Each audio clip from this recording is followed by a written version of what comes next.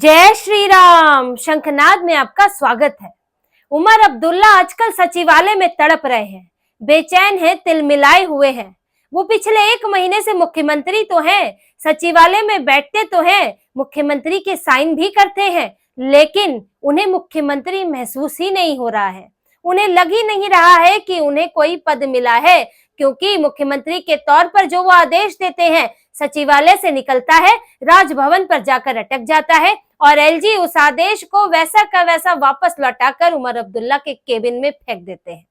उमर अब्दुल्ला का पिछले 1 महीने से यही हाल हो रहा है और ऐसी तड़प अब उनमें है कि उनके विधायक ही अब आवाज उठाने लगे हैं। लेकिन उमर अब्दुल्ला की मुसीबत तो ये है कि वो तकलीफ में है, लेकिन अपना दर्द बता नहीं सकते। तकलीफ जिससे है उसकी बुराई कर नहीं सकते और कहने में लगे हैं कि नहीं, एलजी के साथ कोई समस्या नहीं है। उमर अब्दुल्ला तो ऐसे फंसे हैं कि एलजी तो उनके लिए दुनिया की सबसे बड़ी मुसीबत है, लेकिन वो चाहकर भी एलजी की बुराई नहीं करते। मन मसोस कर, तड़प कर, अंदर से रोकर रह जाते हैं, लेकिन एलजी के खिलाफ बोलेंगे तो जो मिल रहा है वो भी नहीं मिलेगा।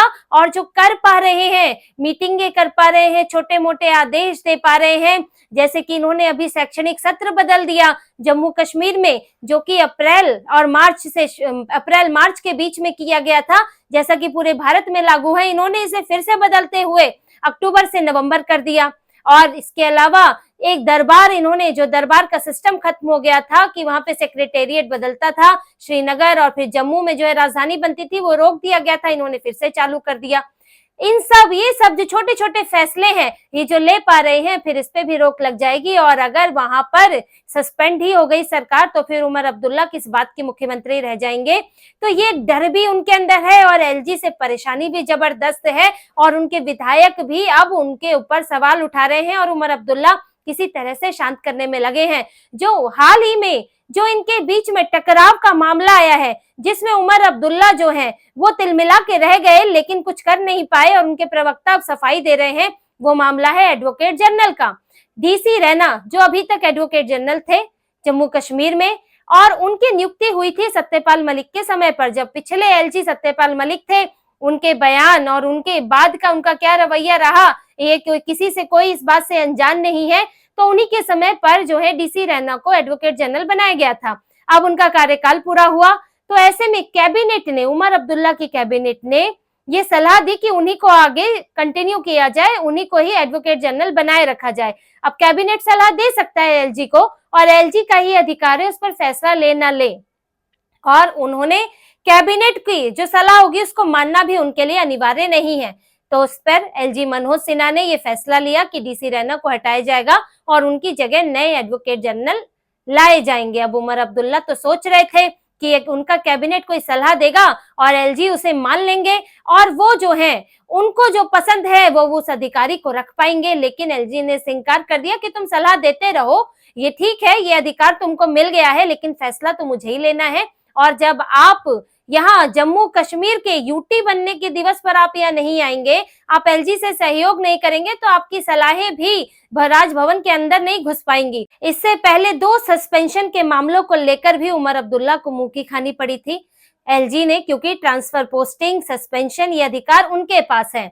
ये चुनाव से पहले ये बदलाव किए गए थे, जिस पर इन लोगों ने, पीडीपी ने, एनसी ने, इन्होंने सवाल उठाया था कि वहां पर जो आईएएस अधिकारी होंगे उनके ट्रांसफर पोस्टिंग का अधिकार एलजी के पास होगा, केंद्र के तहत होगा। इसके अलावा जो सरकारी अधिकारी हैं, अगर वो किसी गलत काम में लिप्त पाए जाते हैं तो उन पर कार्रवाई करने का अधिकार भी एलजी के पास होगा। अब ऐसे में उमर अब्दुल्ला अपने पसंद के लोगों को वहां रख नहीं पा रहे हैं, जो उन्हें पसंद नहीं है उनको वो निकाल नहीं पा रहे हैं। जैसे अभी उन्होंने कोशिश की है कि जो PM package of Kashmiri migrants हैं, यानी कि कश्मीर में जो बाहर से लोग आए हैं, प्रवासी हैं, उनको पीएम पैकेज के तहत वहां नौकरी दी जा रही है। तो उन्होंने कहा है कि उसका स्टेटस चेक करें और ये चेक करें कि उनका परफॉर्मेंस कैसा है। यानी कि उमर अब्दुल्ला की नजर है उन लोगों पर जो बाहर के लोग हैं, यानी कि जम्मू कश्मीर के बाहर के लोग हैं, माइग्रेंट्स हैं, या फिर उसमें जो कश्मीरी हिंदू भी हैं जो वहां विस्थापित हुए फिर वापस आए हैं, तो उनको वो नौकरी से निकालना चाहते हैं, क्योंकि वो वहां चाहते हैं कि उनके अपने लोग भरे और वहां पर वो उनसे अपनी पसंद के काम करवा सके और फिर वही अलगाववाद और आगजनी का दौर हो और जो इसमें मदद करे वो पकड़ा ना जाए। लेकिन ये तो वो नहीं कर पाएंगे, लेकिन अपनी कोशिशें करने में लगे हैं। पर जब एलजी ने 2 लोगों को सस्पेंड कर दिया, उनका निष्कासन कर दिया, तो उस पर उमर अब्दुल्ला और पीडीपी सब भड़क गए। और ये 2 लोग कौन थे? एक का नाम है अब्दुल रहीम नाइक और दूसरे हैं जहीर अब्बास। ये दोनों जो अधिकारी हैं, जो सरकारी कर्मचारी हैं, इन दोनों को हिजबुल मुजाहिदीन के साथ इनके संबंध पाए गए। जांच एजेंसियों को ये पता चला था कि इन दोनों के संबंध हैं, जिनमें अब्दुल रहीम नाइक है जो फार्मासिस्ट है और वो स्वास्थ्य विभाग के साथ काम करता है, उसके डिपार्टमेंट में काम करता है। उसने आतंकवादियों को लॉजिस्टिक्स दिए थे, यहाँ उनकी मदद करता था, यहाँ पर रहने में, ठहरने में, रेकी करने में वो मदद करता था। जब ये सामने आया तो उसे नौकरी से निकाल दिया गया। इसके अलावा जो जहीर अब्बास है वो एक शिक्षक है, एक सरकारी स्कूल में शिक्षक है, और उन्होंने क्या किया, उन्होंने 3 आतंकवादियों को अपने घर में छुपाया था।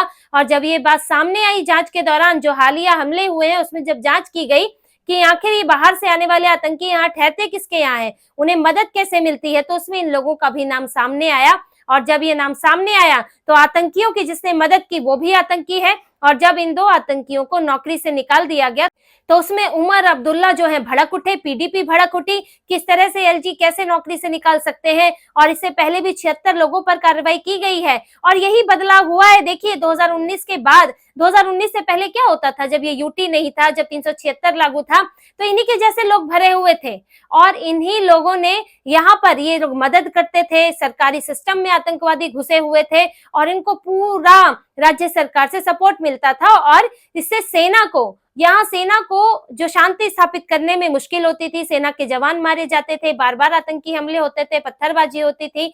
लेकिन अब कार्रवाई ये की गई है कि जो यहाँ के लोग ही अगर मदद करेंगे तो फिर वो नौकरी से गए और वो फिर सीधे जेल जाएंगे। तो उमर अब्दुल्ला इसके बाद उनकी सरकार भी निशाने पर आई, पीडीपी वहां से भड़क गई कि उमर अब्दुल्ला इस मामले में कुछ उन्हें करना चाहिए और इस तरह से कैसे निकाला जा सकता है। उमर अब्दुल्ला भी भड़क गए कि भाई हमको जो है इसका अधिकार होना चाहिए, क्योंकि इन्हीं के लोग निकाले जा रहे हैं जो आतंकियों की मदद करते हैं। लेकिन एलजी कहाँ सुनने वाले थे, क्योंकि एलजी के पास ये अधिकार है कि वो ट्रांसफर पोस्टिंग या कार्रवाई करने का, तो उन्होंने किया और ऐसे दूसरे लोग भी निकाले गए और आगे भी निकाले जाएंगे जो आतंकियों की मदद करते हैं। ऐसे ही नहीं है, 2019 के बाद आगजनी पत्थरबाजी बंद हुई है क्योंकि उनको सपोर्ट करने वाले लोग यहाँ पर उनके खिलाफ कार्रवाई हुई है। अब उमर अब्दुल्ला जो कि अब सरकार में तो बैठे हैं, मुख्यमंत्री हैं, अब उनको तो पीडीपी ने घेरना ही है, दूसरी पार्टियां उनको घेरेंगी ही कि आप ये कैसे होने दे रहे हैं, आप 370 लागू करवाइए, स्टेटहुड वापस ले आइए। इसीलिए अब वो इस तरफ भी कुछ नहीं कह रहे और यहाँ अगर एलजी को कहते हैं तो जो काम करवा पा रहे हैं वो भी नहीं करवा पा रहे हैं। इसीलिए जो उनके एनसी के नेशनल कॉन्फ्रेंस के जो प्रवक्ता है तनवीर सादिक, उन्होंने मीडिया में कहा कि नहीं, एलजी के साथ कोई टकराव नहीं है, हमारे बीच कोई मसला नहीं है, अगर मसला होगा भी तो हम उसमें अपने आप ही रिजॉल्व कर लेंगे, हल हो जाएगा मसला, तो कोई समस्या नहीं है। ये भी दिखाना चाहते हैं ताकि फिर कल को पीएम के पास जाए तो बोले स्टेटहुड दे दो, फंड दे दो, यहाँ तो जरूरत पड़ेगी अभी, और क्योंकि आपको सभी विभागों के लिए फंड चाहिए, योजनाएं होंगी और जो भी आपको काम करने होंगे।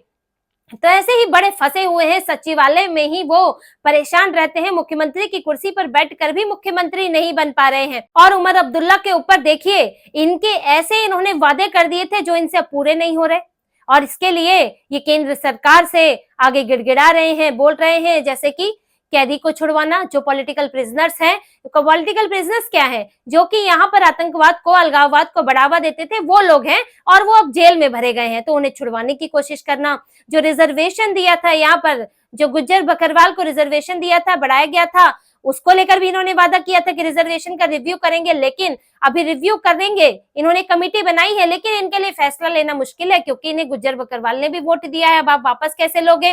और इसके अलावा इन्होंने जो स्टेटहुड की बात की है वो तो केंद्र के भरोसे ही है, और साथ ही इन्होंने जो वादा किया था कि वहां लोगों को अपने डॉक्यूमेंट्स वेरीफाई कराने होते हैं, बार बार दिखाने होते हैं, क्योंकि वहां पर आतंकियों का खतरा रहता है कि वो वहां के लोकल बनकर और फिर कल को आतंकी हमले को अंजाम देते हैं। तो ऐसे में बार बार वेरिफिकेशन और ये चीजें करनी होती हैं जो पुलिस करती है। अब उमर अब्दुल्ला, इन्होंने तो वादा तो कर दिया कि हम इस प्रक्रिया को जो है आसान करेंगे, लेकिन करेंगे कैसे, क्योंकि लॉ एंड ऑर्डर पुलिस तो आपके पास है नहीं। अब इसके लिए भी एलजी के रहमो करम पर हो आप। तो ऐसे में उमर अब्दुल्ला जो है यहाँ लोगों से भी घिरे हुए हैं कि उन्होंने, क्योंकि उनको 42 सीटें मिली है, कश्मीर के लोगों ने, जम्मू तो छोड़ दीजिए, उनसे उन्हें मतलब नहीं है, कश्मीर के लोगों से जो भर भर के वोट मिला है उसका जवाब दें।